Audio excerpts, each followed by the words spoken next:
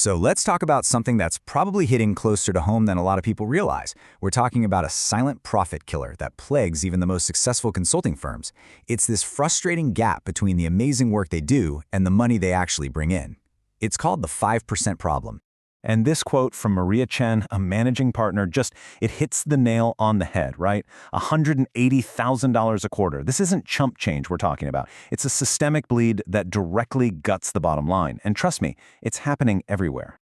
All right, so to really get our heads around this, we've got to talk the talk. And the magic number here is the realization rate. It's actually pretty simple. It's the revenue you actually collect divided by the full value of the work you did. A low rate means you're basically giving away your expertise for free. So here's the game plan. We're going to really dig into this 5% problem. Then we'll do an autopsy on a typical write-down, uncover the 5 psychological reasons it happens, and then, the best part, we'll walk through a playbook to stop the bleeding and see the incredible results. Okay, let's paint a picture here with a real-life story from a firm called Strategic Advisors Group. Now, on the surface, these guys were killing it. Clients were thrilled, the team was busy, billable hours were through the roof. But their profits? They just weren't adding up. Their realization rate was stuck stubbornly at 85%. Now you might look at that and think, hey, a B-, that's not so bad. But in the consulting world, that's a huge red flag. It means for every $1 million of work they did, they were just letting 150 grand vanish into thin air. So how does a firm even get to that point? Well, it's not one big catastrophic event. It's death by 1,000 cuts. And to see it happen, we're going to zoom in on a single project, the Martinez engagement. This is where tiny, innocent-looking decisions start to snowball. Just look at how this unfolds. It starts small. Week 3, the client asks for a little extra analysis. No big deal, right? Wrong. The team just does it. Then a partner writes down their own time to be a team player. Then an analyst's extra work gets written off, and boom, another cut, and another, each one slicing away at the profit margin. So what's really going on here? This isn't about people being lazy or bad at their jobs. Not at all. It's about psychology, it's about company culture, and it's about incentives that are just broken. Let's get into the 5 root causes. Number 1, the old classic, scope creep. You know how it goes. The client asked for just one more thing, and because nobody wants to have that slightly awkward money conversation, the team just does it. But that one more thing times a dozen projects, it becomes a massive, invisible leak. Next up is something that comes from a good place, but man, is it costly. We'll call it relationship preservation discounting. This is when partners shave hours off the bill as a kind of goodwill gesture, thinking they're investing in the long-term relationship. And this partner, Jordan Rodriguez, just lays it all out there. I'd rather eat some hours. You hear that all the time. But here's the kicker they discovered later. When they actually ran the numbers, that investment had a negative ROI. They were losing money on the relationship they were trying so hard to protect.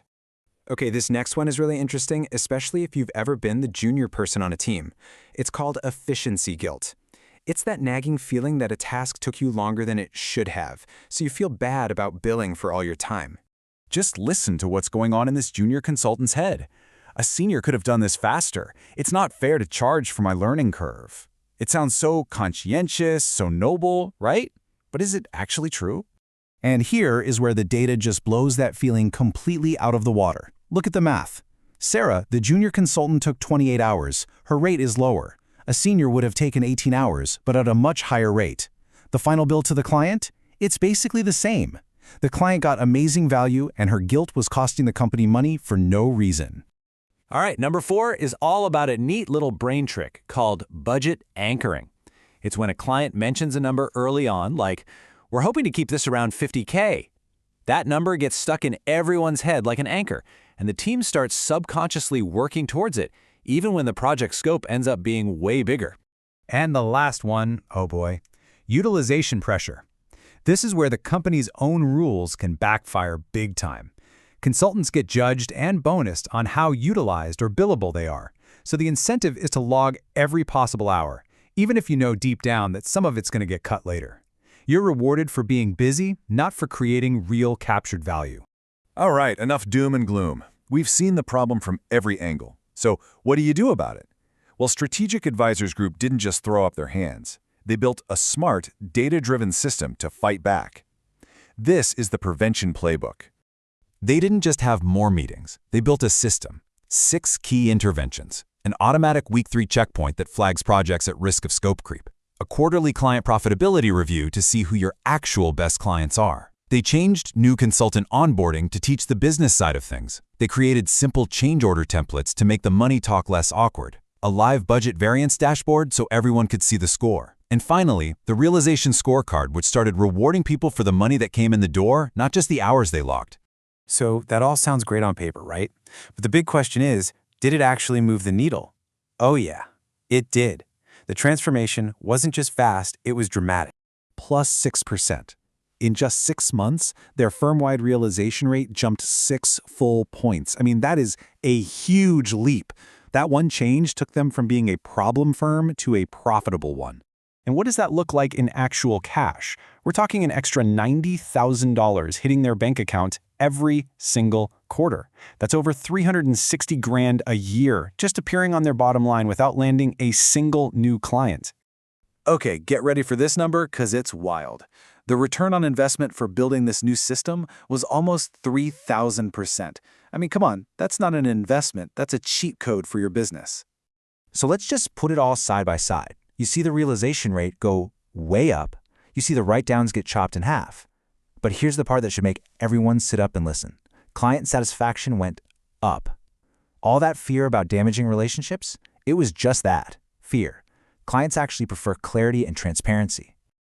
So what's the big takeaway here? These write-downs, this lost profit, it's not the cost of doing business. It's totally preventable. You just need the right data, the right tools, and the confidence to charge for the value you're already creating. That 5% is hiding in plain sight. So the only real question left is, how are you going to find yours?